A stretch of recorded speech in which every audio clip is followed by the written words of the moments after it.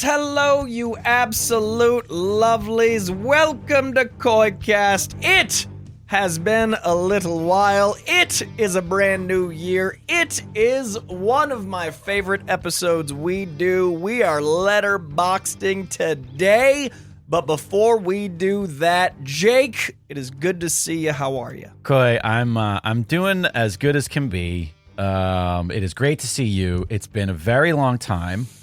I'm very excited to join our live streamers here. Shout out to everybody joining the super exclusive patron-only live stream. Of course, you just need to be a member over at Patreon. You don't need to be a paid member. It's completely free over at patreon.com/KoiCast. Koi, it's been a while. It's been the holidays. It's been the new year. Happy New Year. Welcome to the year of your wedding. Yes, I have 5 months. I am knee deep in that. Like we thanks for sending out the reminder email. We just RSVP'd. It is appreciated because when you look at those numbers and go, "Who's coming?" Literally, it's one of those things where it's like on the fridge, but it's on the fridge for like a year. You see it and you go, "Yeah, we'll do that. We're gonna do that." And I was like, and then an email comes in from like Anya and Koi, and it's like, "Hey, just a reminder, everybody. Oh shit, yeah, we got a seating chart to make. 2 days, and it's because it's so hard when you don't know. Understandably, people can't make things. Like, schedules are insane, and a lot of people are coming from the East Coast. But it's also like on our end, it's like, how many times do we bug people because I need to know who's coming to my wedding? It's been crazy, and it's a really like not to make it highfalutin, but we didn't want to invite a lot of people. Like, we want it to be the people we love. We want to not look out and be like, why'd we bring that person? So that makes wow, this was more expensive than it needed to be. That so far I've been really lucky that we've paid for all the stuff that is like it's gonna be the same thing no matter what. Like we're about to start the like, okay, by person. Like that's coming. So it makes it really hard to adjust the mental of like, so these are all the people we love. Why the fuck haven't they responded? Like it's the stakes are so high. Well, we apologize for doing it so late, but we did it. That's what matters. Yes. It's 2026. Yeah, we're going to do our 2025 Letterboxd Stats. I haven't looked. It's just been 26 days. You know how hard it's been to not look? Look at that. It's been 26 days into the 26th year, and we're looking back at 2025. Added into the 26th year. Did the years start 2001? According to some religions, I'm sure. Listen, before we get into what we usually get into, one, of course, welcome. Thanks for tuning in. Sorry that we've been dark, but listen, everybody's busy. Everything's happening. Working on my movie, working on work, Koi's traveling crazy. Koi, my condolences. Just said goodbye to the legendary Spider Cat. One and only Spidey Cat, and I mean that literally. You hear that, Sony? Yeah. Sony, I know the dates. I'm aware of you. And listen, it's just been a bit hectic. So yeah, we couldn't schedule last week's show like we were going to. Also, I just want to say this because it's everybody knows you and I are vocal people. Yeah. There's a lot of shit going on in the world right now. I'm aware that it seems a little silly to do anything right now. Yeah. Other than talk about the atrocities occurring on the streets due to this, Gestapo-like fascist government and ICE literally murdering people. So right off the bat, we're just going to go ahead and just say, fuck ICE. Fuck ICE. I love you, Spidey Cat. I love you people that are on the right side of history. And let's just hope that we can have a little escape today and talk about an art form that is quite helpful in instances like this. Right before we do, I do want to say especially the KoiCast listeners. You guys have been so great. Like you guys are like the OGs. Like we've been doing the show a long time. You guys had many years knowing Spidey Cat, and some of the kindest messages I've received have been from KoiCast listeners. So I just wanted to thank you guys because I did a live stream yesterday. Yes, I think it was yesterday morning. I have no sense of time. Sure. But I literally sat down and I thought it might be 10 minutes, it might be 20, and I ended up talking for an hour and a half. And a lot of the names I kept seeing that like sent the kindest things were like KoiCast names. Nice. And I just like I hadn't planned to do anything. I just thought I needed to say something myself before it like trickled out. My mom made a post, but I wanted to like have my own words and I wanted to honor him. I wanted to like, speechify and give him some love on a platform that he appeared often because he'd always be in my lap for live stream. Yeah. So I thought that was appropriate. There's a part of me, I mean, I'm glad we didn't because we were both disheveled, horrid messes. But when we were doing long distance, and we were on Zoom, we weren't live on Zoom. We were recording, but I got to Spidey Cat. Yeah, I got to he just got to hang out while we were doing the pod. Yeah. And he was always sort of present, and every now and then, especially because if we were on Zoom and the shot was sort of like we are now, every now and then you just see like a little paw, like this, like underneath my screen right now, it would just be like. like a you little, haven't, you or on the haven't pet mic. me in like 3 minutes. Yeah, like, yeah, he just, or he'd like touch the mic like really gently like this on my he screen. was so tactile, and his little paws. That's what I think of all the time, is his little paws. So I felt like YouTube was the right place to, kind of eulogize, and you guys were amazing. So I really, and Robin West Parker, thank you for the text. I really appreciate everyone's kindness in these times. So thank you. Well, a year has come and gone. Yeah. And this is one of those episodes that I know two people like. You know what? They might be in this So- room. That might be the end of the list, but boy, oh boy, do those two people like it. I'm very excited to dive into our Letterboxd. If for some reason this is the first episode you're listening to of this program, Weird time, but hey, welcome. Welcome. Coy and I are about to just nerd out as two weirdos. Just love movies and stats. with each other and kind of have no regard for anybody else. Nope, it's for us. I got an iPad for Christmas. Nice. It's for productions for the movie because I can use it to just directly connect with the camera, and so I have a monitor. That is a lot cheaper. You have Video Village on the go. That's a lot cheaper than like actual paid things. So I just connected the camera. And you can read comics, and you can live very. I haven't even. I haven't even so good started or done any of that stuff. Because the little page zoom around I is know, so dope on I know, iPad. but I'm still weird about it. But I like holding I'll give books it a go again. way more. But if it's gonna be digital, might as well be big enough to earn it. I tried with the Kindle for years. She got me for that exact purpose, and I lasted like a month. Yeah, and I was like, yeah, I do like to hold a comic. But anyways, so I have our stats pulled up here. I also have because again, nerd gonna nerd. All of our you shifted your chair again. I always got to move your frame. This is how I want to look. Oh, okay. This is the screen. Okay. I just pulled out my phone. I haven't opened the stats yet. Oh wait, I shared the screen and I don't even have the right thing. People are just watching the empty. The void. We're professionals. Yeah, here. we do this. We do. Oh show. no, it's not active. For this is some what reason. 5 years of this show. Oh, I just need 6. This is our 6th. I need to click this and just click restart capture. There we go. Now people see it. So here are all of our old stats. We've been doing this since 2022. We've been keeping track of this. That's dope. And we've been doing actually, Letterboxd since 2020. I was gonna say we probably have done these episodes before then, but this is when I first started writing them down, so we can see our growth and how we've changed throughout the years. Also, 2020, 2021 is not fair stats on the curve, so this is probably better, right? Like because 2020, who didn't have time to watch movies, right? Real podcasts in the chat says stat nerds for the win. Correct. I respect that. Also, we should shout out. We got Doug McKinney. We got West Coast Spidey as Robin, Wes Parker. Anybody joining us in the chat, we appreciate you guys being here. Anyways, do you want to just dive in? Yeah, I haven't opened it yet. This is my first time pressing 2025. By the way, they now have allowed you to subtract the shorts from your stats. In fact, I could just share that on the screen here. Here are your stats, and you can click between all films or shorts. So I'm waiting for this to happen for TV or miniseries. I didn't log TV this year out of guilt and shame. We did it, you guys. We won. That's it. That's a wrap. Good show, everybody. Because remember there was a new TV app, and I didn't like it as much. There was like because it's not about. It's more about keeping your own track versus it's more of a log. Yeah, whereas this is like a social media. Yeah. So I gave up on it, but once I committed to it, I decided not to put TV in here. I respect that. That's where we're at. So anyways, so we're gonna go films. So I guess we could show it, but we could also just talk through it. Where are you at for your entries this year? 2025. No, that's not your entries. I'm saying I was being dramatic. I didn't let you finish the 25 Not part even of it. you didn't even accept the dramatic pause. I was you were like, let me cut you off right there. There's no fucking way you watch 2,000 movies. In the year 2025, I almost caught up to my biggest year. I watched 208 movies. Holy crap. You were on par to not even break like 150. I got so sick in December, dude. I got a sinus infection in my eyeballs, and boy, oh boy, did I watch some movies. So you broke last year by a country mile. Last year you were at 196.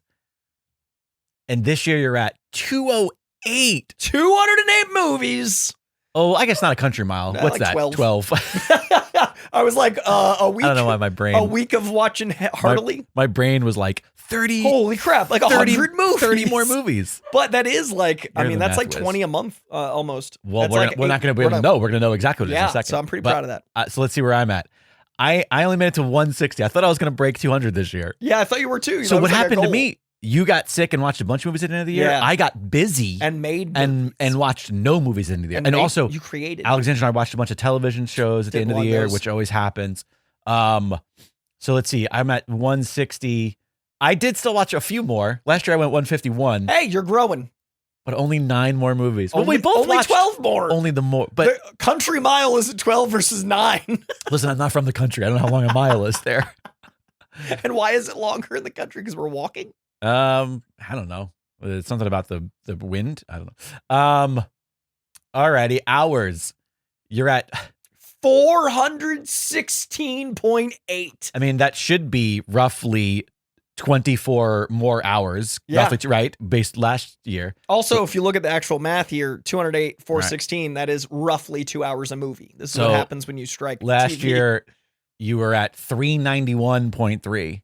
Wow. So that tracks. Yeah, 20, almost 30 more hours. And by the way, you are consistently up. If we go all the way back from 2022, every single year is more for you. Really? Both in entries and in hours. Well, obviously. Yeah, that have to be. dumb And idiot. you're about the same, right? Let's see. I'm at 292 hours, and last year I was 267. So yeah, equal growth. Yeah.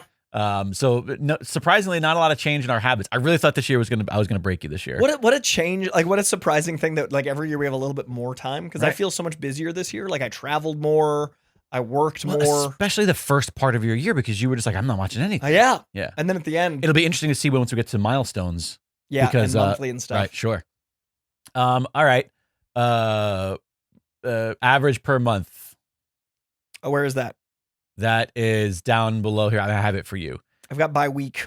You also have per month here. I can show it for you. So you out of your 208 logged, you're roughly 17 movies a month, roughly 4 a week. That's pretty great. That is almost daily. Last year you were about 16. So you're kind of, the irony is that those 12 extra movies or whatever it is were only, were spread out over the course of 52 So weeks. it's like really. So you didn't really change anything. I was at 2.6 per month, and I'm probably around the same. Wait. Oh, that was per week, and I'm at 3.1. So actually, Yours went up pretty surprisingly good up a little bit. Yeah. Yeah. All right, let's talk titles. Let's take a break from our numbers here. Let's talk titles. Highest rated films of the year for you. Oh, you know what? I did log one show because I gave it 5 stars. I and see thought, it. It's at the top of your list. But it was 5 stars, so I felt like I had to remember it. And also, it's a mini series, so it's like 2 movie length. This guy. I accept the guilt. I accept being wrong. It is Adolescence, which is 5 stars. I don't give a lot of 5 stars. We have 5 stars. By the way, Doug McKinney in the chat. Coy, you need to slow down a little bit. Remember to breathe. I'm just talking movies, TV work. Keep talking at your speed. Okay, good. I can't slow down the speed at which I speak, but I can attempt to be a person. I'm going to choose to interpret that how I want to interpret it. Slow the fuck down. Which, by the way, glass houses and all That's that. true. That's true. So Adolescence is my number 1 there. You gave no movies 5 stars this It wasn't year. a 5-star year? I gave like 7 movies. I've given gave 25 ever. I get it. Your 5 stars are so important. It's so rare. You think it's going to happen every year if it's happened 25 times in the history of film? This might be my highest rated year of like giving movies high ratings year than ever before. I give a lot of 4.5. I was in a lot of love this year with movies. I think this is one of the best years in cinema, and like my shit reflects that. By the way, you also did Stranger Things. I don't care. It's not a movie. It's a TV show. No, this is the finale. This is only the finale. It's not a movie. It's an episode of TV. Yeah, but it's 2 hours of watch time, so it doesn't throw off my stats. That is the finale only. Do you know what? Do you know what my least favorite antics are? Semantics. Do you know what I did? I saw that in theaters. That makes it a movie. Okay, that is you. I'm not going to say literally you rated won. that in the I'm not going to credits. say you won. I rated that during the credits I'm in say a theater. Good argument. I'm not going to say you won the argument, but it's a good I argument. appreciate that I backed it up. That's all I'll accept. But I watched that at the Glendale AMC, and the Duffer Brothers were randomly there, and it was a very alarming moment to run into Duffer Brothers watching the finale, not expecting them. So you have, what is that? 6? No, 8. Well, I'm not going to count. 3. I'm not going to count. You're not going to count. Okay. So you have 6 4.5 star movies this year. I stand by that. I think this year was really Superman, exceptional. Frankenstein, One Battle After Another, Hamnet, Train Dreams, and Ballerina. Of those, what have you seen? Superman, Frankenstein. Okay. You're gonna love Train Dreams. I think Train Dreams is gonna. We almost watched One Battle After the other night, but we decided to watch Phoenician Scheme instead. It's my number 1 of the year is One Battle. So I was gonna ask, out of these, which is your favorite of the year? Number 1 is One Battle After Another. Number 2 is Holy shit, was Thunderbolts this year? Sorry Dude, to interrupt. Not only was it this year, it was halfway. That was May. My brain don't work no good. That was May, dude. Okay. That's crazy. So number 1 this year, comfortably was One Battle After Another. My number 2 this year, comfortably was Train Dreams, which is why I think you're going to especially love it. Yeah, it's been on our list forever. It's also real Jake shit. And then 3 was Superman, 4 was Frankenstein, 5 was Hamnet, 6 was Predator Badlands, 7 Sinners, 8 28 years later. Robin in the chat says, surprise Train Dreams didn't break 5 stars on the rewatch. I saw that in theaters on the rewatch, and it really, really impacted me. And it might over time, but it's not a movie I'll rewatch a lot, and that's a huge part of my 5-star thing. Interesting. Like, okay, honestly, A Knight's Tale is the closest to 5-star of any of my movies because it's 4.5, but I rewatch that movie yearly. You know what's interesting about that is mine tend to be the other way around. Well, again, that's why I think I'm changing. I think as I'm getting older, I'm getting real gracious with my 5 stars where I'm just like, and I can think that's always sort of been my Letterboxd system. Because again, by the way, rating movies is fucking stupid, and we're all dumb. We're all dumb for doing this, but it's just a fun thing we do for our own joy. Yeah, we do this for joy. So my Letterboxd system is that sort of pass fail, where a 3-star movie is a movie that I think succeeds at its attempts. A 2-star movie is a movie that doesn't exceed at its attempts, and it goes up and down from there, predicated on whether it's like an enjoyable experience. And then the thing that breaks that is the 5-star category, because I only need the 2 stars on one side, 2 stars on the other, right, to do my system. The 5-star for me is just this like personal connection movie magic. It's just a movie that is just like, like this is a movie that I find no flaw in a way that like I think it has a magic. I'm going to say the same thing. It exceeds itself is how I think I wrote it.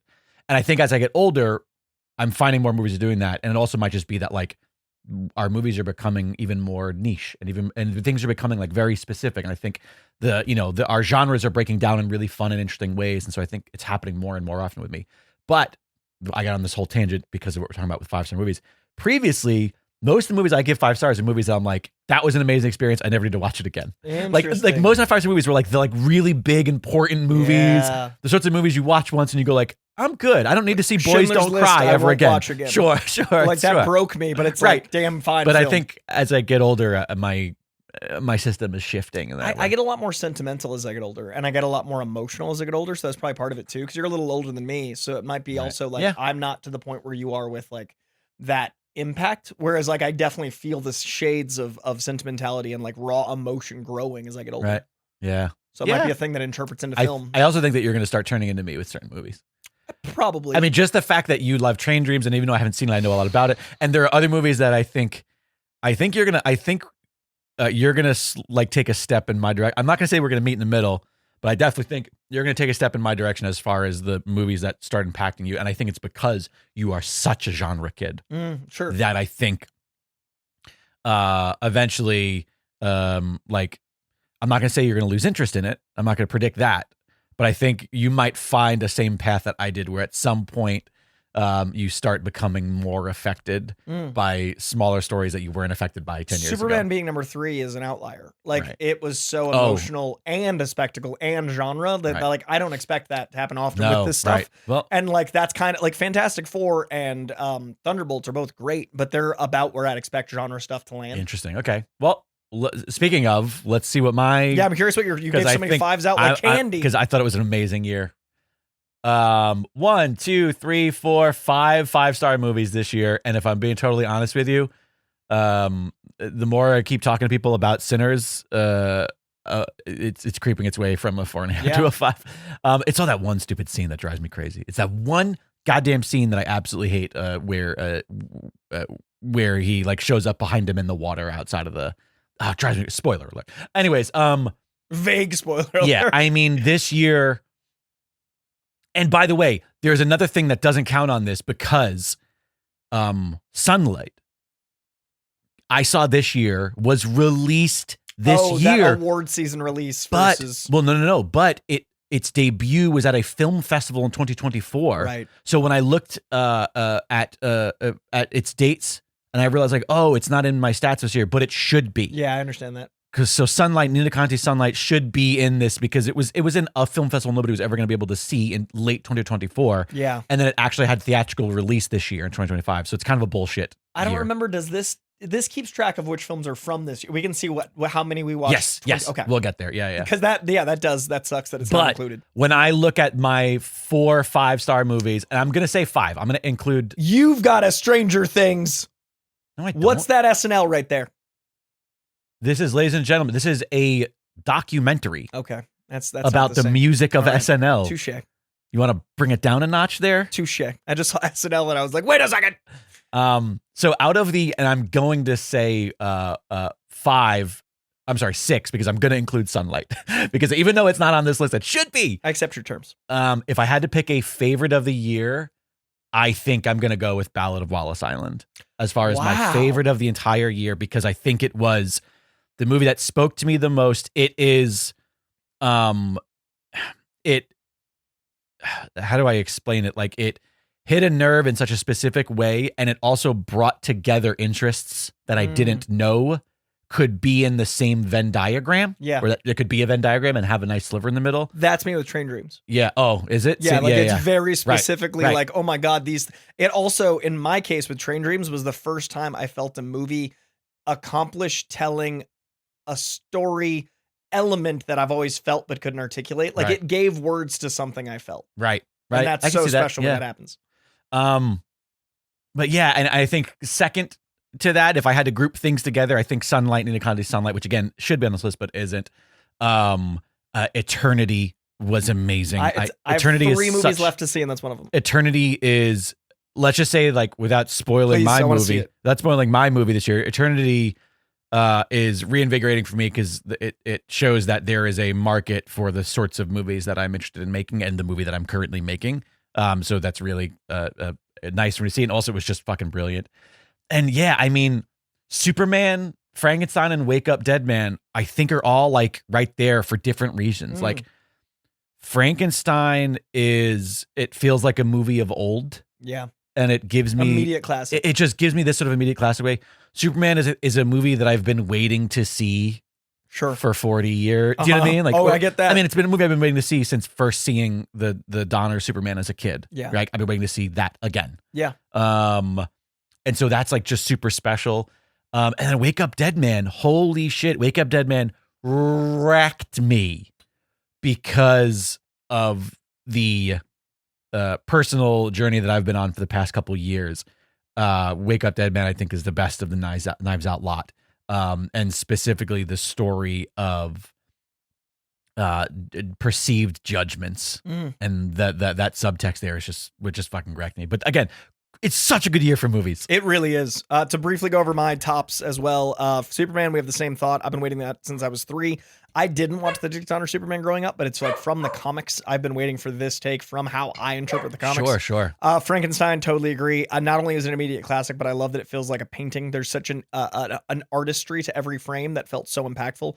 I have a really interesting thing with One Battle After Another and Train Dreams are my top 2 because I feel like they're 2 different halves of me. Okay, interesting. Train Dreams, very different movies. Yeah, but they're both the same level of great. Right. And Train Dreams accomplished this thing where I've always felt like time moves through us. We don't move through time. Right. And it accomplishes that feeling. Right. And it's so interesting to feel something like that on screen and go like, someone not only thinks the way I do, but they made it work. Right. And so that is, Train Dreams is all of my, I have a big insecurity about masculinity where I really, really enjoy hypermasculine things. And I tend to be drawn to hypermasculine people, but they're not always good people because some of the things I like about their masculinity also make them problematic. And I find in LA, I'm missing that. Like, it's so fascinating to me how you and I have the same problem in exact opposite directions. Cause like I'm the exact opposite. Like I grew up with this disdain for all things machismo. Like, which is shocking as someone who grew up a wrestling fan. Yeah. There's a reason why I hated like the Stone Colds and the like big, like there's one I like the wiry little nerdy, Sure. alt guys. And I all of my heroes growing up were like the like small Jewish comedians. Yeah. You know what I mean? Like mine was Martin Riggs and exactly. Arnold and Stallone. I hated those action movies. Yeah. I liked the action movies that were like the comedian thrown into it, right? And Lost Boys, Top here's Gun. the thing. So I was always drawn away from masculinity because I had such a strong disdain, I think, for masculine men in my life as a kid, probably, Sure. right? And also like being bullied and picked on as a scrawny little kid and being always told that, and then having my older brother, who I love, by the way, and it's not, but like him being that guy, him being like the masculine guy that I was like, oh, I'm so obviously not that. And I was told it regularly as a kid, right? Right. I'd go up, I'd get into comedy, I'd be in circles where those like scrawny, unmasculine guys were the shittiest fucking like bully kind of like socially inept, right. Smartest guy in the room, incel-y kind of dude. Product their environment, and it's like it's the exact same thing of like the big jockey, shitty masculine guys that the exact same problems, but in different directions. So, which is why I think we both have a shared joy in the middle that we have to celebrate, and that is Josh Segarra. That is I'm telling you, you need to watch every show. You need to watch the other two. He is a jockey, masculine bro who is also like super sensitive, and he's never putting on a show, and he just loves everybody. Like, listen, that's our therapized bros. That's our hero. Is the thing. That's our hero. And I love that so much. There's a Venn diagram. He's also not like he's not like a super yoked guy either. He's just like a fit, athletic dude. Yeah. So Train Dreams accomplishes something I've been looking for in a way that I didn't expect, where it's a very masculine lead, but his sensitivity isn't outspoken. Right. Like, it's inward. And in LA, especially, I've been like, I don't have friends that I consider very masculine. Like, my buddy Greg is the closest. I mean, come on, you just made a monologue about not identifying with my gaze. Maybe you don't have a strong definition of what masculinity is. I find myself in circles where I'm like watching Mel Gibson and Sean Penn clips going, there's something about this I'm missing. Listen, let me sit here in my cardigan and clean as you wipe off your two glasses, clean my computer glasses, because I realized I was not wearing my computer glasses. Man. My progressive lenses, I can't see the screen in detail. Amazing. So let's talk about masculinity. I was watching a Sean Penn interview, and I was like, this man could kill someone at any moment. Why am I so captivated? Anyway, I found in Train Dreams, Sips Pinky Up. Here's the audio commentary for the listeners. I found in Train Dreams a very mature and very healthy masculinity, and it made me realize that's what I'm missing. And then inversely, I loved One Battle After Another, because that represents what I think I would actually be if I leaned into my masculinity. Right. Because Leo plays a bumbling revolutionary, and as I was coming up in Boston, I was in like hippie circles. I was in pretty revolutionary circles. I was coming up, in Emerson and mass art, and I've got a very strong rebellious side, and I've got a very strong like anti-authority side, and I'm drawn to those people, but I never felt capable in those worlds. So Leo represents what I might have seen myself become had I stayed that way. And Train Dreams reminds me of my grandfathers that helped inform who I am today. So these two films are oddly personal and paired for me, but only for me. So kind of what you're saying about like Wall of Silence. Right. Yeah. It's this like, so it's different ingredients of you that you didn't think would make a good dish and would ever be on screen. Like I never thought I'd watch the souffle form. Right. So those two really impacted me a lot. All right, well, let's keep making our way through our actual stats here. Average per month, we did average per week. So let's see, what were your biggest weeks? It's got to be one of your later weeks, right? Your biggest weeks, let's see, 9 films in week 23, 9. No, you never breached 9 this year. 9 is a lot in a week. So, but you had 3 weeks that were all in 9. And that one was in June. Wow. And then 2 were both in November. So right after we recorded, and I was like, I'm falling behind. You had 1, 2, 3, 4 weeks this year with no films. Who am I? I've never seen that happen for you. I've never had gaps. Look at those. It looks like I'm missing teeth. Catherine Foy just joined us in the chat. Hi, Catherine. That's shame. That's crazy. Guys, next year I gotta watch. Let's see. Last year, just out of curiosity, last year, last year, our biggest weeks were 2 consecutive weeks, by the way. Interesting. We both watched a lot of movies in May last year. Well, this May was not that case. For me, I've got... Oh, that's way more like Rise Fall. 2, 3, 4. So I have 5 weeks this year where I didn't watch a single movie, including the last week of the year, which is shocking. So your last movie of the year is not even in the last week of the year? No. So, but let's see. Did I break 9? Nope. We both have multiple 9 movie weeks. So okay. But they're both in the beginning of the year. Do you want to know what this is? Have gaps. Do you want to know what this is here? What's that? This is where I started production of my movie. Right there. And then everything drips and falls off. Right. I mean, look at that, though. That's kind of cool. Yeah. Like, I like that you've got a visual representation of creating versus consuming. I think I'm once again, Friday is my most watched day of the week. And for you, you shifted. You used to be Tuesday, Wednesdays. Man. Now you're on so you used to be Wednesdays. So last year you had, or 2 years ago, obviously, when I say last year, when I say last year, I don't mean 2025. I mean 2024 for the listeners. So you had 36 films on Wednesdays. This year, 42 on Tuesdays. You know what I think it is? Monday, I usually try to catch up on errands because I don't like to do them on Sunday because everyone's out. And then I think Tuesday becomes like, oh shit, movies. Like I think I catch up on that day. Right. I had Friday for both years. I'm still at Friday, and I watched one more movie on Fridays this year collectively, but pretty much the same. All right, let's see the milestones. This is where we're going to see that big shift happen. Yep. So, your milestones. By the way, I love seeing what they are. Your first film was A Real Pain. I love that. Your last film wasn't a film. My last film was in theaters on December 31st. I watched a movie on New Year's Eve. Not a film. You watched the finale to a television series in theaters. All right. So on April, you had your 50th. On April 28th, you had your 50th movie. You watched Thunderbolts. Let's see. May. So you beat me in the beginning of the year. First quarter, I was ahead. Already. And you thought that you were behind. Me too. I think in the summer, you passed me. By the way, my first of the year was kind of a funny story. Oh, look at us both doing indie darlings to kick off the year. A Real Pain and kind of a funny story are kind of parallel. That'd be a good double feature. Yeah. And then August 3rd, you were at your 100th by August. I was at my 100th by July. So that's what I mean. In summer, you passed me. I overtook you in the summer. Yeah, that's what I felt. July 28th, not that far apart though. July 23rd to August 3rd, only a week apart. 2 weeks apart? Or 20th to the 27th? I don't do dumb numbers. Numbers? This is why they don't respect you, because you don't respect them. Numbers are like those are the numbers I use as a dumb person. Numbers. It's been 1 week. Sometimes people put like a minus sign in front of a numbers. I'm like, what's that mean? What is that, a number? How is that a number? It's a letter. What does this K represent? You got to 150 in October 28th. That's right. I got to 150 December 6th. So I just completely fell off, and I never made it to 200. I've literally never made it to 200. You made it to 200. With a comedy special, shouldn't count. Those count. It's not December, a show. It's an hour special. Your favorite transphobic comedian, Dave Chappelle. Everyone's favorite transphobic comedian. On December 20th, you watched. You were like, oh, I'm going to celebrate Christmas with this fucking sellout. So let's see. I'm on par for where I was last year. 50 April, 100th in July, October. I'm sorry, by the December I got to the 150th. It just hit me. I watched a fourth more movies than you. Yeah, you never got, this is your first year getting to 200 since we've done this. Since this, I did it in 220. 2020, I hit 212. Oh. In the year 2020. Got it, right. Yes. But everyone did. Right, sure. Alrighty, most watched genre. Last year, we were both at comedy.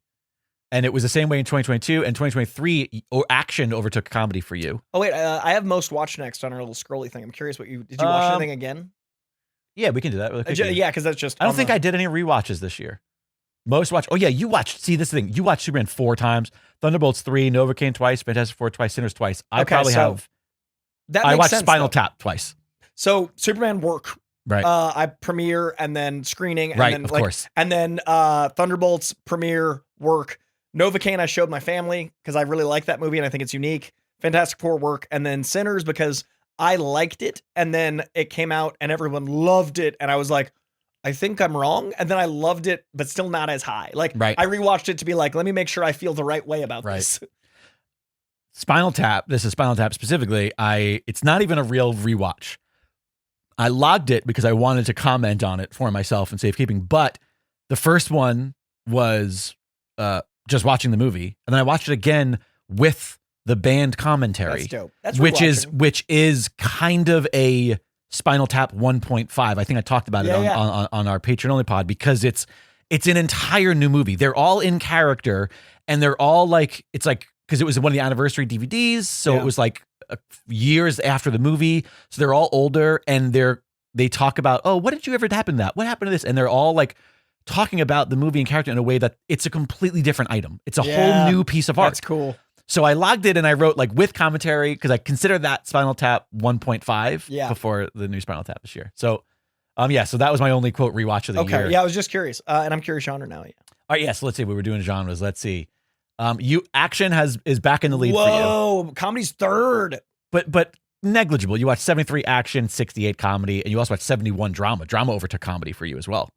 Sad year. For me, yes, you're literal. For me, comedy's never not going to be the lead. Look 94, at that lead, dude. 64 to drama. It's because everything is labeled comedy. Yeah, but mine's third place. If everything is labeled comedy, it wouldn't be third place. That's true. It's everything you watch is labeled comedy. That is true. Yeah, like, you know what I mean? Like you did just watch actions. Like I haven't seen any of the John Wicks, and you did Ballerina's one of your favorites. Yeah, and I'm sure those are not double labeled as comedies. It's an action. Yeah, there's no. When I do watch Ballerina. action, there tend to be action comedies. Have you seen a single John Wick? No, I'm not yet. No, okay, because Ballerina, I'm curious. I think you'll like the first one the most, like I do. Right. Ballerina felt like a return to form in a really fun, gritty way, and I think it's probably honestly a 4-star film. But I wanted this to come back enough that it like screw it. Right. And that's the fun thing about ratings is like your take of what you want. I hear you. Yeah. All right, new releases versus older stuff. Well, I guess really quickly we could do the sub genres, nano genres, and themes. Oh, I love those. Yeah. So also, I watched way more UK films this year. 43 films from not America. Yeah. I forgot. There's countries and languages in here. Yeah. You watched 200 US, 43 UK, and then like a few others from other countries. What's yours at? You're a little more refined than I am. Yeah, same. 25 UK, USA. Yeah, it's the same difference, I'm sure. And let's not forget, like a lot of these ones are like, action movies. I watched all the Mission Impossibles this year. I'm sure that'll be reflected in some stats. 100%. Well, not all of them, all but one. But so your top theme, take a guess. Superheroes and action-packed battles with villains. And my work. And your nano genre, villain, superhero, and heroic. Mine were crude humor and satire and tense action-packed excitement, which are I think the same every year. Yeah, mine are the same every year because my top 2 are epic heroes and superheroes in action, and then villain, superhero, heroic, followed by comic book hero, exciting. Like, I got work, guys.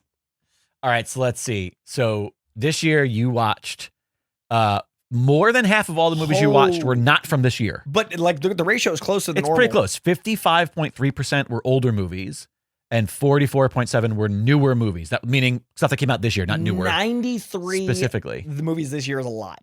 93 for the year. Yeah. Last year, I don't have the exact number, but last year you were at about the same, 55.1 older, 45.9 new. Huh. So you're kind of at the same amount. Just keeping track. Half of the movies you see, generally speaking, are brand new. Support the theater. Yeah. Go to the theater. Respect. Last year, 2024, I had 84% were older, 15 newer. Whoa. This year's probably the same. Yeah. 84%, 15, almost exactly the same. Almost. We are creatures of such habit. What's that? Within 1% for each of us? Yes. Each of us are within 1% of the same. Yep. Wow. As far as stuff that you rewatched, obviously, as we learned, I don't rewatch a lot. You rewatch a little bit more than I do. I was at 33% of all movies I watched were rewatches. 33 is more than me. 68 were new. You were 13%. So you rewatched quite a bit more than me. More than twice. Because I think I'm thinking of rewatches within the year because that's what we just did. It's interesting. I don't rewatch stuff that I've seen recently. And I, with work, have to like scrutinize and get details. I'm constantly. Also, by the way, anytime I'm writing or you have a background thing going that I don't usually have. Well, not just that, but I tend to not log those when they're background. Okay. But like. That's fair. If I'm in production, I'm watching, I want inspiration. So like literally the far right-hand stack under the TV over there, you probably can't see because the couch is in your way. But I see. That right-hand stack of Blu-rays, that's like the inspiration Blu-rays where it's like, I just want to put something on that I love. That's one of my all-time favorites. That's like an indie movie, or not an indie movie, but just a movie that gives me that indie spirit. So like I do watch a lot of that stuff. Have you rewatched Dope recently? We just bought that on Blu-ray. No, we haven't. It's on that pile to rewatch. I forget what the label is at Amoeba. It's like black icons, or it's something about like very positive black influence, right? And Tony and I were at Amoeba and we were like goofing around and scrolling, and Tony saw himself in this section and he's like, "Look, Coy, I'm a black icon." Amazing. It's just amazing. And and I'm not saying that. I'm not the one saying that. He's like, they are letting you know. Like, by the way, respect this, respect it. But Dope's one of my favorite movies ever. Like, that movie's incredible. Such a good movie. As far as star ratings, your highest ratings this year were 4 stars. You get 70 films 4 stars this year. Wow. I saw a lot of A minuses, and then I saw a few solid A's. Last year, you also gave 4 stars as your highest rating. Wow. So you tend to just rate things the same kind of way. Yeah. I gave 3.5 stars last year, 2025. Same. 3. Yep. No, 4 stars took it over. Hey. I gave more movies 4 stars this year, only by 2 more movies, 32 and 34 films. We can see that you're getting more sentimental. I also gave 27 movies 5 star this year. 27. And that's might be rewatches. It might be, but like I logged 27 movies this year that are 5 stars. That is bananas. You did 6.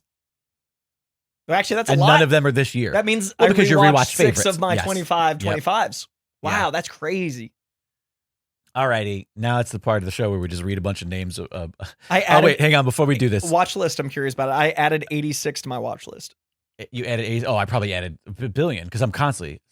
Oh no, you added 73 to your watch. Oh no, I see. Added 84. I watched 73 of my watch list. Oh, I get it. I see how that works. That's cool. I'm curious what yours is. You watched 73 that were in your watch list. You added 84 this year. I watched 69, giggity, and added 258. So I have a weird thing where I don't like to add too much to my watch list unless I'm sure I want to watch it. I don't just add, and I think that's the difference. Is you're like, it intrigues me. Oh yeah, if this intrigues me, I'll and I did that thing.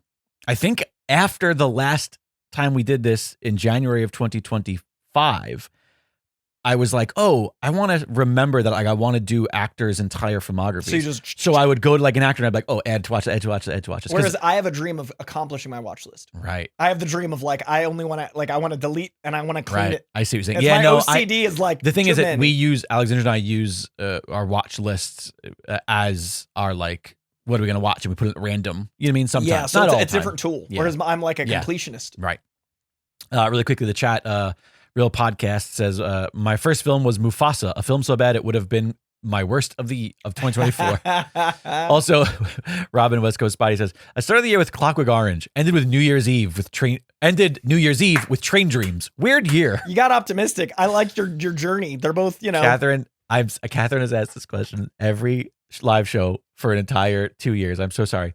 Jake, did you and Alexander watch the How to Train Your Dragon trilogy yet? So you need to. I just bought the live action on 4K.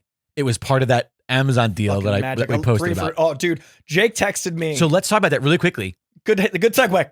Really quickly, because Amazon, fuck them, but also movies are expensive and whatever. They did this crazy deal. It was like 3 4Ks for $33, so $11 a 4K. Yeah, and it was a bunch of different titles. I missed Sinners. Apparently, that was in there quickly. It came back every few days. It would pop in. Oh, I didn't know that. I watched it every day, and it eventually came back. Damn it! I would have done that. I just thought it was just. They'll do the sale again because it sold so well. So, I sent that, and I bought 6. We bought 6 movies. I was like, I was gonna do 9. I was like, no, let's keep it cheap. So $6 on 6 4Ks is a great deal. Yeah. I don't remember all of what we got, but we got a bunch of good stuff. One of them was How to Train Your Dragon. After I put in the order, I got a notification on there because I'm in like the 4K and Blu-ray Reddit. Like when I say I'm in there, like it's one of the things I'm following. Sure, same. Because that's how I found out about it, by the way. Someone posted it, and that's how I forwarded it to you. But then somebody said, they do this every year with the returns from the holidays. So a lot of times these titles will be like re-shrink wrapped by Amazon. They won't. Your codes won't work for digital. What the fuck? They can do that? They can call something new that isn't? Or they will be like the Blu-ray won't be in it, or the 4K won't be in it, but the Blu-ray will. And it was all these people posting their nightmare stories. And I was like, oh shit, this sucks. So I got all of my titles. They're all absolutely brand new. All of the codes work. I checked discs, and they were all, and the way you can tell is because it'll have that different kind of shrink wrap that's not folded. All mine are so far. I haven't gotten most of mine in yet. Oh, okay. They were backward. By the time you sent it to me. Mine were staggered, but at this point, I've gotten them all in. I got The Shining in. Okay. And I got not The Matrix. My family got me The Matrix. Oh, I wanted that too. Oh, dude. Yeah, and fuck, a few. They got me 3, and then I bought 3, so I got 6 total as well. Right. And I got The Shining, Sinners, and I've only gotten The Shining in, but I got Sinners, and I made sure it was all the most expensive ones, like we talked about. Yeah, because there was no point. There's no point in buying one that only sells for $15 because you're only saving 4. But the movies that sold for $25, $30, I bought Superman, which was $33. Brand new. It was the same price as all of the deal. Yeah. So yeah, we got Superman. What else we got? Superman, Nosferatu, Phoenician Scheme. What else did we get? God damn it. Big Lebowski sells for $11, and it was on there. I was like, I'm just gonna wait and buy that for $11. I can't remember. We got a bunch of. I mean, we got 6 houses. Now I'm struggling to remember what they were, but I really struggled with what they would be because I said there was like Batman. There was so much good shit. But I was like, yeah. Anyways, all right. I'm gonna pull mine up because I'm curious what I bought now. Yeah, because they all haven't come in yet. Fine. I'm gonna do the same. Okay, let's see. I got. The 3 I bought were The Shining, Boogie Nights, and Sinners because those are all over $20. Yeah, and then respect. My family got me because I gave them a whole big list of like 10, and I waited till they got theirs first. They got me The Departed, The Matrix, and The Fugitive. They got me thes. Rad. Oh, see, I put The Fugitive in our list, and then we ended up taking it out. I watched it for the first time this past year. I know it. And it fucking rocked me. Amazing. Oh, yeah, okay. Right, this whole thing started by saying we got How to Train Your Dragon. I forgot that. So we did Nosferatu, The Northman, Superman, How to Train Your Dragon, Phoenician Scheme, and the only one that still hasn't come yet is The Green Mile. Oh, nice. Yeah, so those were the 6 that I got. Great movies. And yeah, so I forgot I don't have all of them. I'm still waiting on Green Mile. Anyways, okay, so yeah, we did it. 4K, we talked about it. 4K, and that new player I got, it is stunning. The difference, man, it is staggering. I'm contemplating getting, because I use the PS5. Yeah. It doesn't up render and it doesn't HD 10. That's why I didn't get the PS5. Right. I got a dedicated 4K player. Well, wait, what do you mean? It does HDR10? It doesn't up convert Blu-rays to Dolby. Oh yeah. Oh, I don't want that. Okay. Because if your TV doesn't work well with it, it makes it look shittier. Whereas I got a TV just for it. Yeah. I don't think Then don't. But, I'm also contemplating, just because I saw it on Marketplace. This is gonna be a long show. We're going over. Sorry, everybody. I saw somebody on Marketplace on Facebook that was like, "Oh, here's a HD DVD player and 75 movies," and it was like $100. And I was like, do that. I was like, I think I'm gonna buy that from him because, yeah, like the HD DVD is a dead format. But those 75 movies. But those 75 movies are gonna look great, sound great, and I'll have 75 movies in physical media. The only problem is like, eventually the player will break. But that's a later problem. $100. That's future Jake's problem. That's one movie, like $1 worth that experience of watching totally. it. Yeah. And so I like saved it. Like I haven't written it yet, but I might. I would, dude. That's crazy. I'm also broke as shit, so that's a lot of money. But anyways, all right, let's do actors and shit. Actors and shit to go. Most watched stars. By the way, last year, just so you know, you had a 2-way tie for your most watched stars in J.K. Simmons and Matt Damon. That totally tracks. And my most watched star last year was James Marsden, because last year I did all the X-Men movies. Yep. So in 2025. Mine are very different. Oh, yeah. All right. Read you have a 3-way tie for most watched. Carla Gugino, legend. We got Robin Atkins Downs, who's like a great character actor, and the one and only Regina King at number 1. All with 6 films each. That's not bad. So you're sick because you watched Watchmen. Yeah, I did the Snyder Watch. Justice League. Yeah, you did all. Yep. And then Heads of State and American Gangster is what gave her those extra 2. She's so good, dude. When I say her, I mean Carla. Is it Gugino? I think it's Gugino. Robin Atkins Downs was in The Roses, Conjuring 2, and then more. Oh yeah, so a lot of DC. Snyder really pushed these a lot people of over DC love. Regina King is probably going to be the same. Oh no, what am I talking about? She's not in those. She's movies. in the Watchmen show. Right. Yes. I watched a lot of black film this year. This and Christmas, that's Friday, Higher Learning, Poetic Justice. Boys in the Hood. She's a legend. She is incredible. And then you have a 2-way, and then you have a 10-way tie. You have a 1,000,000-way tie after that. Yeah, Rafe, Andy Samberg, Willem Dafoe, Morgan Freeman, Liam Neeson, Lawrence Fishburne, Matt Bomer, Jensen Ackles, Darren Criss, Stana Katic, all at 5. Right, those are all 5. Stana Katic, I don't think I've seen her in a single movie. I've only ever watched her in TV shows. Well, she was in. Oh, because she's in all the DC. She's a voice actress. And for these DC. are feature films. Yeah, no, those count. Those count. So let's see. My most watched for the year. Tom Cruise at number 1 because of the Mission Impossible. How many? 7. Okay. And I only watch the Mission Impossible movies. There's I no love that other just movie. one series makes them your number 1. And we still haven't watched the last one. We watched all of these leading up to go to the theater to watch the last movie, and then we missed it. We didn't do it. Get it on 4K. And then obviously Ving Rhames is right behind him with 6 films. So I guess, was he not in one of them? He didn't start until the second one. Oh, right. There it is. Christian Bale, Michael Caine, Gary Oldman. You want to take a guess at what else? Perhaps you watched the Batman trilogy. What else we watched? Yep. But then also Little Women. You just watched Nolan. Little Women and Pale Blue Eye. Oh, that's right. I want to say it was Pale Blue Eye. And Michael Caine, Muppet Christmas Carol, and Weatherman. So yeah, so everybody has a couple extra things. We both have Liam Neeson in our top. You know, of my top, I gotta say Ralph Fiennes has the best diverse year because I rewatched In Bruges, 5-star. Let's see. Yeah, I watched Schindler's List, which I had never seen. Okay, which is his greatest performance of all time. And then I watched 28 Years Later, The Bone Temple, and 28 Years Later, which he's in both of, and The Grand Budapest Hotel. Like, great year. Wait, Yeah, where's it's my great. 28 years later? That's weird. It's right there. 28 years later. No, the that's the Bone Bone Temple. Temple. Where's and then my 28 years later, right here. Oh, I see the poster was sneaky. But yeah, that's a filmography right there. Look at that man's work. That's a really fun. It's also so eclectic. I mean, obviously, Schindler's List in 28 Rouge. years is two for one, but yeah, those 4 titles Fucking hell. are a fun year for sure. But what about your Andy Samberg? I cannot year? wait till you see 28 years. I cannot Roses, wait to talk about that with you. Zootopia, Meatballs, I Love You Man, Nick and Norris. Listen, you almost gave all of Andy Samberg 4 stars for the year. Banger. Speaking of, let's see who are our highest rated actors of the year. This is for the viewers. This is Koi's I'm on now. No 5-star actors for you this year. I don't believe in it. That's not true. It's just that usually you give more movies 5 stars, and so there's always like one. Yeah. Good old Colin McFarlane.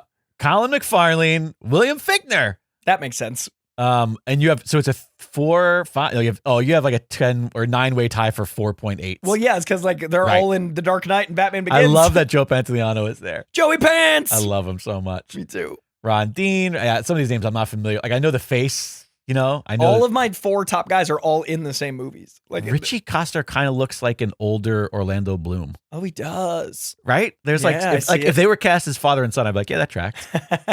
What did you watch with Fichtner in it? Dark Knight and Heat. Oh, and Heat. That's the other one. Right.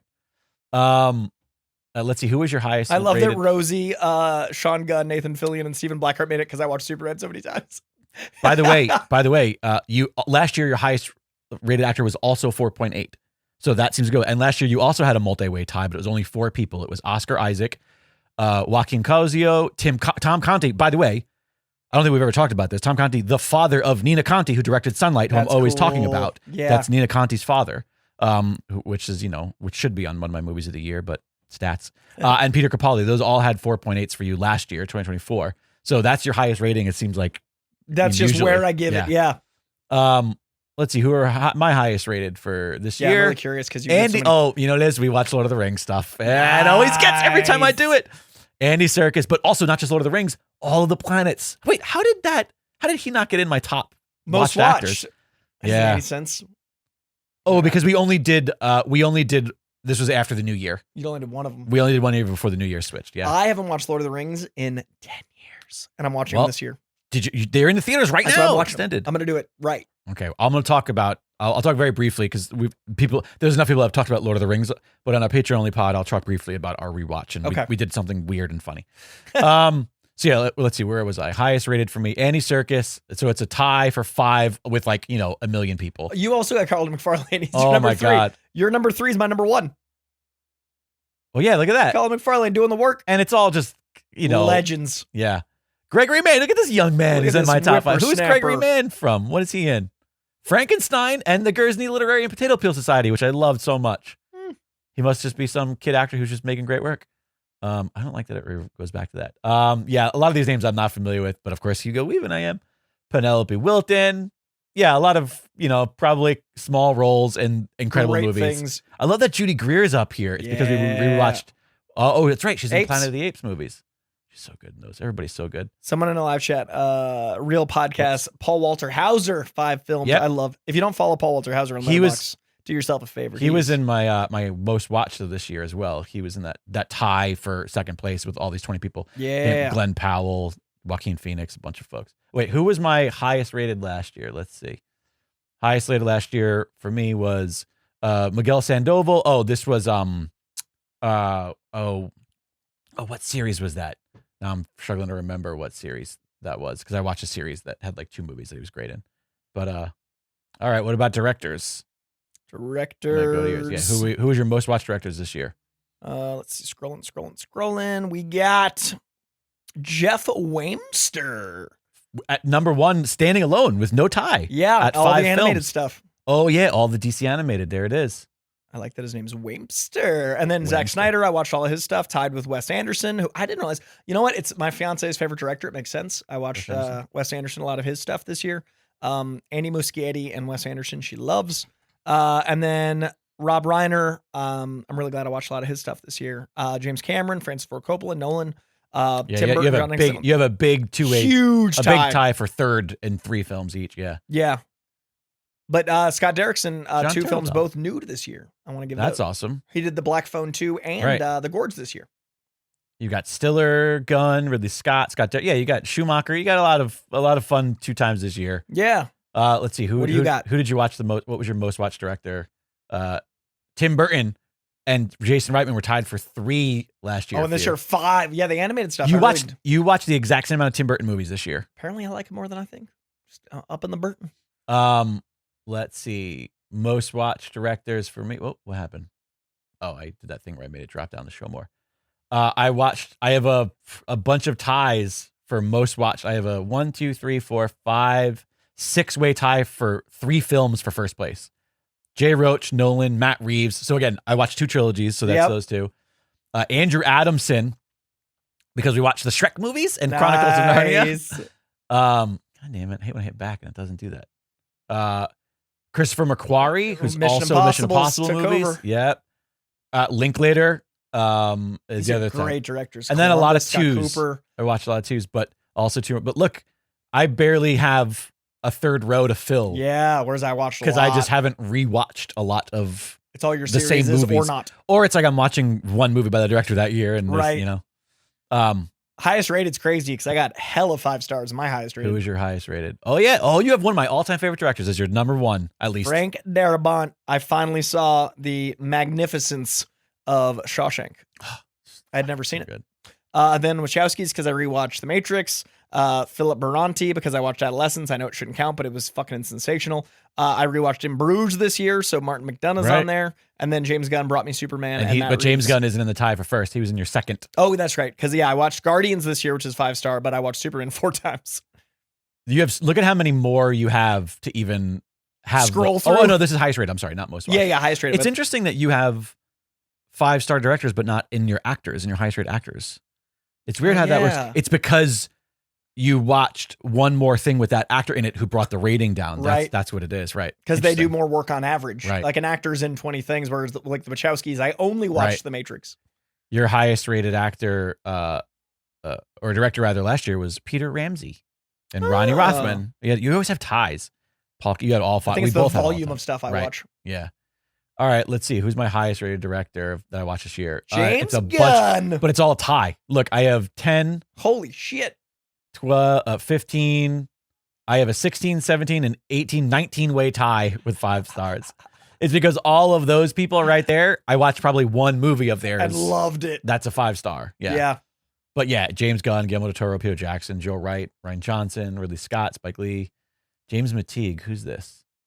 V for Vendetta. Nice. Right? There's always names like that I'm just not familiar with because I think the Wachowskis produced that. Everybody thinks of them. Oh, see, in the 2000s too, I wasn't plugged into directors. Got it. The way that I am now. Like I didn't know who directed shit when I was in my 20s. I did because I worked at the theater. Oh, and right. I was an IMDb feed. Sure. I lived on IMDb. Yeah. I only knew the directors that you know. Sure. Do you know what I mean? Like the big name people. I knew McTeague because I thought it was the Wachowskis, and when I was corrected, I felt bad. Interesting. Like it was like guilt. That said, I don't know who David Frine is. Let's see. David Frine. He was like your next one on the end there. 8. David Frine. Eternity, brand new. I'm so excited to see it. I watched Smashing Machine last night, and that was one of my 4. Now I'm down to 3. I need to watch Eternity. You mean smashing The Rock's hopes at an Oscar machine? Smashing his non-franchise hopes. Right. Oh, poor guy. He's good at it. I need to watch Eternity. I need to watch shit. There's very little. I watched so much this year I wanted to. Well, there's all of our most watched for the years. Then there's all those fun stuff at the bottom. For example, your most watched. Wait, we're looking for the company. Where is the company usually? Oh, there it is. You watched 22 Warner Brothers pictures this year. It's always WB, man. They and it's usually the highest rated. Also, you did all of those DC. Yes, animated this year. That's true. But also, they make like The Matrix and stuff. Right. Let's see. My most watched studio this year, Paramount, 13. Nice. Warner Brothers is tied for second with Columbia. Did you have any review? I know you don't tend to review a lot of stuff. I reviewed Train Dreams. Your most liked review is Train Dreams? Yeah. I had to write something. I loved it so much. And my most liked review, I think, is a one-word review of Superman. My one-word review is finally. Yes. That was my one-word review of Superman, 5 stars. And that's yes. Oh, yeah, we have our highs and lows, right? I don't know. I want to look at this. Because do you see this or do only I see this because I'm a patron?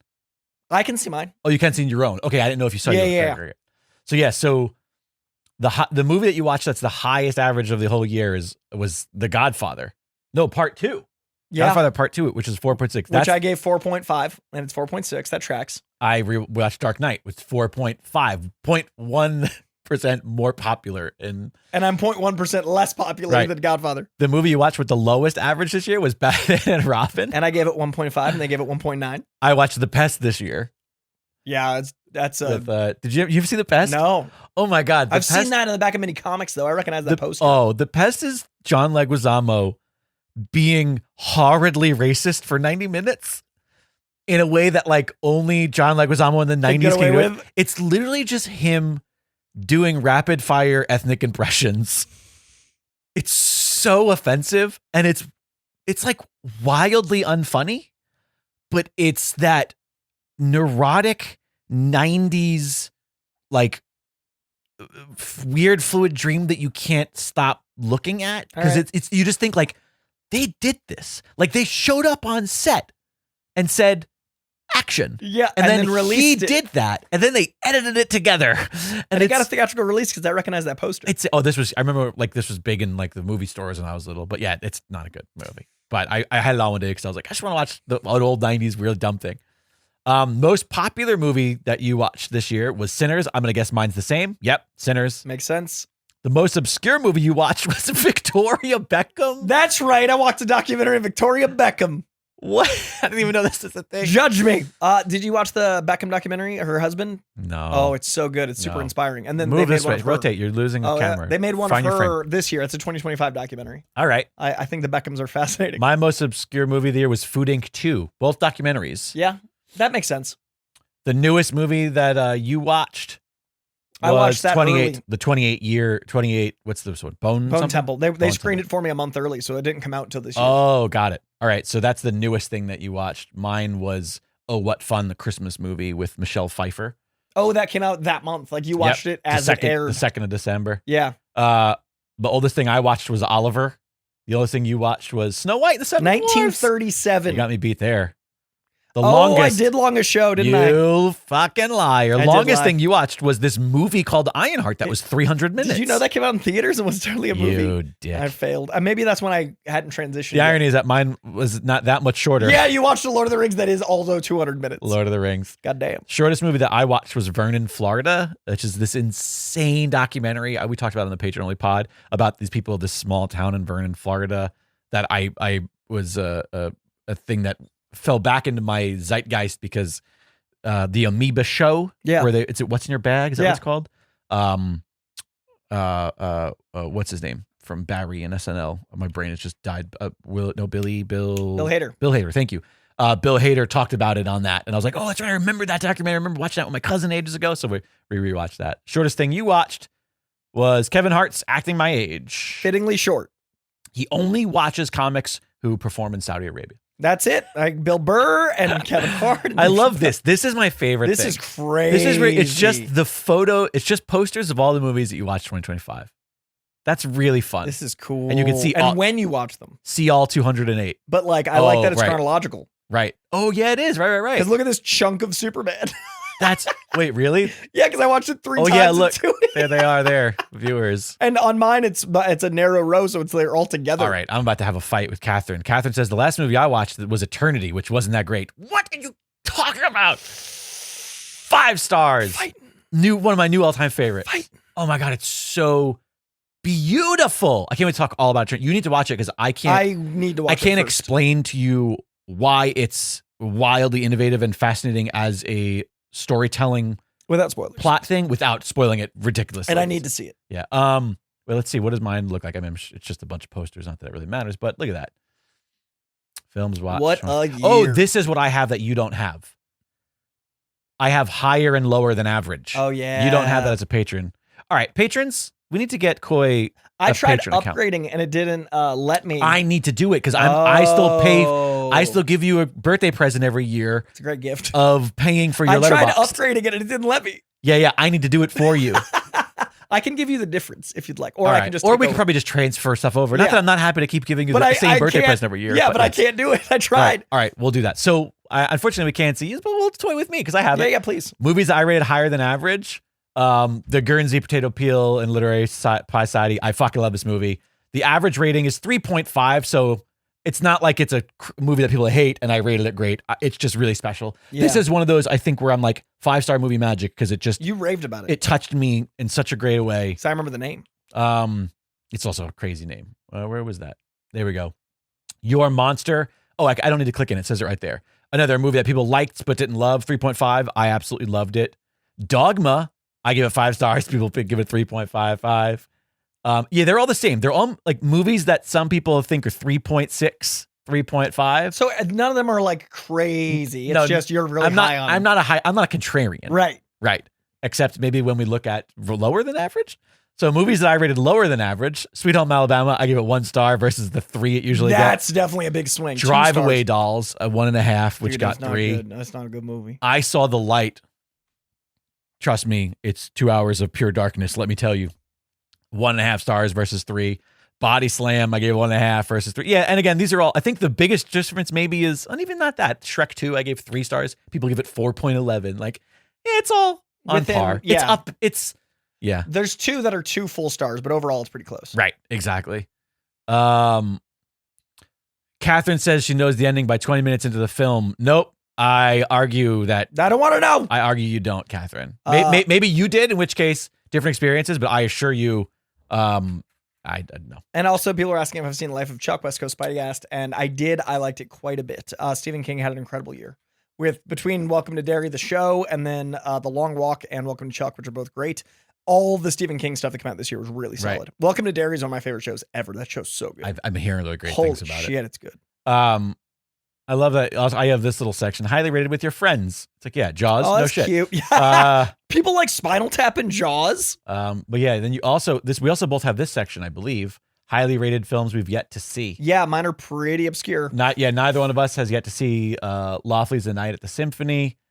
The Voice. I guess these are all going to be the same because if they're highly rated, it's on the Letterboxd. These are like documentaries and The Voice of Hin Rajab, National Theater Live. It's all like live stuff. Chainsaw Man, The Importance of Being Earnest, I Swear, Bjork, Cornucopia. Oh, I love Bjork. And Jujutsu Kaisen. It looks like an anime that we will never watch. I got Post on vinyl. I have. Christmas. See, here's the thing. I have things that you did see, like One Battle After Another, and Marty Supreme. But yeah, other than that, they're all the same stuff. Interesting. They're like pushing certain movies. Man, overall, what a year. Really, really fun year. I would say one of the better years. I think this might be the best year since we've started doing this. In movies. Yeah. In the last 5 years. I will definitely say that it's the movie where I had the most movies that I'm going to carry for a long time. Same. Like, and again, it's a testament to my 5 stars. Like there are more movies came out this year, specifically, as I mentioned earlier, Sunlight, which I know isn't on the list, but it should be. I'll die on that hill. Sunlight, Ballad of Wallace Island, Eternity, Superman. Like these are movies that are going to affect. I think all of my top 8. Yeah. Looking at my top 8, all of those will be with me. Yeah. Because my number 7 is Sinners. That's how much I loved another 6. 28 years later, I know you haven't seen yet, but it's so powerful. It affected my belief in death. And I was like, holy shit. They released 2 movies this year? They filmed them back to back and they came out 6 months apart. Oh, okay. So 28 years came out in the summer. Can I tell you? Bone Temple came out in January. Can I tell you? That confused the shit out of me. The Bone Temple I had is no a idea they were a different movie. I had no idea they were a different movie. Technically, it's a 2026. Got it. But you saw it early. I saw it early, so don't count that against it. But they came out 7 months apart. Right. But they're incredible. Nia DaCosta is every bit the director I've been saying. Yeah, I loved the original. I haven't seen it in forever, and I think it was one of those sort of like, oh yeah, we'll watch it one day, and it's been on our rewatch list. But when we get to it, it's a really good year. A year where I'm definitely going to take stuff with me, and I think I'm going to have a lot of rewatches from stuff this year. 11 movies are 4.5 stars for me, and that's a lot. Right. Like in my top, also, I'm looking at it, I'm like, whoa. It should be said that even though it didn't come out, even though we watched it in 2026, so we just did it last week. Phoenician Scheme also came out this year, which is a really. I'm really excited because one of my biggest, if I had that little chart of biggest difference, one of my favorite movies of last year, you also loved and no one else did. Very excited to talk about it on Letterboxd. I'm excited. Don't tell me what it is. Yeah. Patron only pod. All right. Well, listen. We're gonna record that. We did it. Thank you everybody for joining us here for the 2025 stats. It's always really fun doing this, and we appreciate those who enjoy it. And if you skip this episode, good for you. We understand that too. But thank you guys for the love and support all year. Feels like this is our little New Year's, you know. Yeah, it's been a minute. We hope everybody had a really great holiday season. I want to put a call out. I'd love our next episode, because we haven't done it in a while. I'd love our next episode to just be a absolute hotline smorgasbord extravaganza. 818-794-0722. That's 818-794-0722. You guys are the co-hosts. Call in. Yes. So please get some calls in. If you have questions, if there's stuff you're excited about, if there's comics, if there's movies, if there's TV shows, if there's art that's inspiring you. Honestly, listen, if there is art that is helping you get through the shitstorm that we're all living in right now, I'd love to know what that is. Yeah, and on the personal note, I've really enjoyed thinking of Spidey, and if you guys have any memories, if you saw him pop up on something or any stories, I'd love to hear any Spidey Cat stories. Yeah. So please fill our hotline bin up, fill our voicemail up, so that the next episode we can just do a bunch of hotline calls. Give them the 818-794-0722. That's 818-794-0722. You can also send a voice memo. Oh, yes. To contact@koicast.com. So Yes. anything you want to send there, contact@koicast.com. Send a voice memo. It's like a voicemail. We can just put it in. Yeah, at some point, that email is going to get interrupted because I'm moving all of the registration from our URLs to a different company, because the company that I've been using for 20 years has been sold so many times, and now they're just the worst company in the world. So at some point, that email will be interrupted, but it is currently active. If it is interrupted, I'll make sure everybody knows. Yeah, we have one more thing we have to do before we get out of here. It is a new month. It is time to unpunch a horse. And you know what? What do I love doing? What am I not making a habit of? Opening up the gift horse contest to all of our maestros as well, because it is a new year and everything is sucky. And so I just want to celebrate with the people. And so everybody who is our gift horse is now entered in twice. Yes. Our That zealots, way it's fair. Your zealots get double chances. Yes, everybody is equal to their patronage. Without further ado, let's see who is going to be our unpunchable gift horse of the month for the month of January 2026. Horse of the year. And it is Ben Detrixhe. Ben Detrixhe, the first unpunchable gift horse of 2026. The man, the legend, the Detrixhe. Ben, thank you so much for your support. Thanks to each and every one of you who continue to support the program. We know the schedule ain't what it used to be. We know it's not as reliable every other week as it used to be. We know that the POP isn't as reliable, but we love you all for continuing to support us, and we do hope that your patronage at least allows you to continue to enjoy past POPs. We are at what? How many episodes do we remember? 250 nearing. We got to be close. Yeah, it's a lot. There's a lot of stuff there, a lot of material over on the Patreon. So again, we really appreciate everybody who chips in and helps out, because it helps us keep going, and it helps pay for all the stuff we got to pay for to keep the show on the air. I have news. What's the news? West Coast Spidey just informed me that my stats are off because I have not logged Life of Chuck, and they're correct. I saw a movie and didn't log it in 2025. Oh my God, this whole episode is null and void. Everything. All right, we got to start over. I got to figure out when the whole episode is null and void. Why didn't you log the movie? I don't know. I liked it too. When did you watch it? January. That's not this year. No. Oh. That's like, you dummy. January of 2025, I think. I don't remember. When did it come out? Guys, I'm going to just log it as the first day it came out, because that's usually when I see new movies. I'm going to log Life of Chuck in honor of this stream. Was it a 5-star movie or something? No. Oh, okay. It was like 3.5. Okay. Good. All right. So my stats.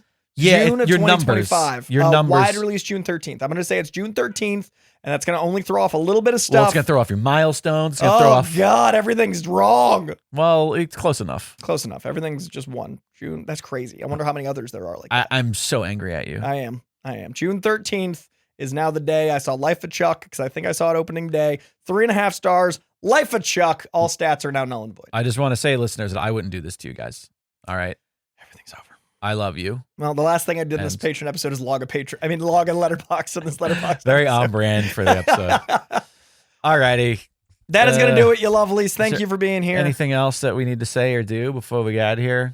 We don't know next step, but we want it to be phone calls. So please call 818-794-0722. Obviously, you know how to follow Koya and all the things. You know how to follow us and all the things that still exist.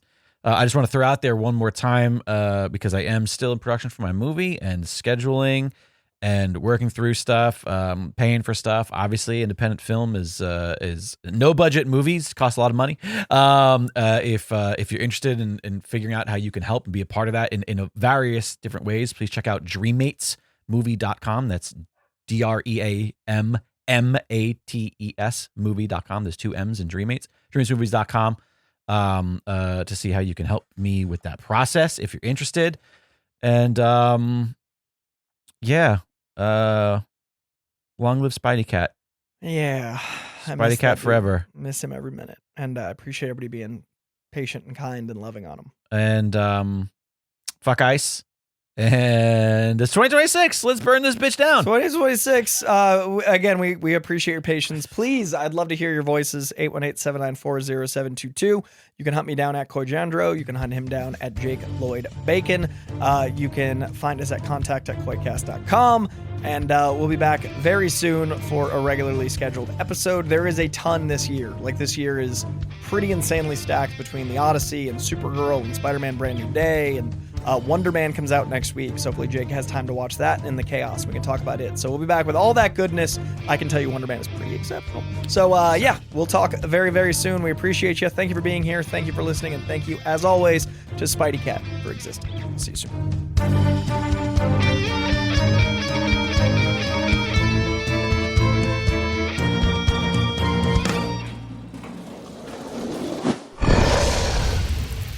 It's Dragon Wagon.